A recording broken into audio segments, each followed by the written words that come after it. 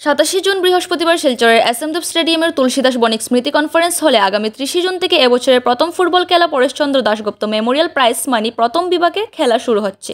এক সাংবাদিক সম্মেলনে একথা জানানো হয়। উপস্থিত ছিলেন জেলা ক্রীড়া সংস্থার সভাপতি শিবব্রত দত্ত, সচিব অতনু ভট্টাচার্য, ফুটবল সচিব বিকাশ দাস। আগামী 30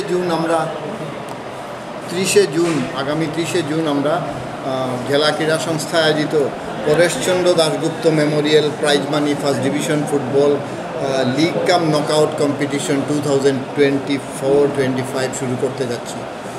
এখানে 6টা টিম পার্টিসিপেট করবে। Rongmai youth club, Abhinav club, Vivekananda sporting club, Silchar football academy, Tarun Sangha এবং কল্লোল সংঘ। খেলা প্রতিদিন 3টা 15 শুরু হবে এবং এখানে প্রাইজ মানি রয়েছে।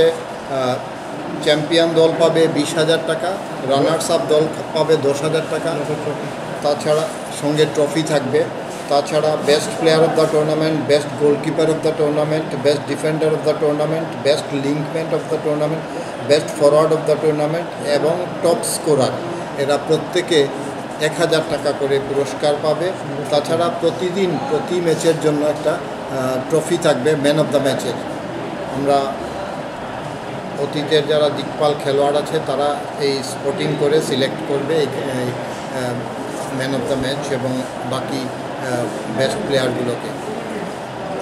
তো আমরা প্রথমেই চাইছি যে এই মরশুমের জেলা ক্রীড়া সংস্থা আয়োজিত প্রথম আয়োজন এটা সুন্দর সুষ্ঠুভাবে হোক, এই আশা রাখছি। এবং আপামর জনসাধারণ ক্রীড়াপ্রেমী জনসাধারণের কাছে আবেদন রাখছি, আপনারা মাঠে এসে আমাদের খেলোয়াড়দেরকে উৎসাহিত করলে আমাদের ফুটবল আরও সমৃদ্ধ হবে।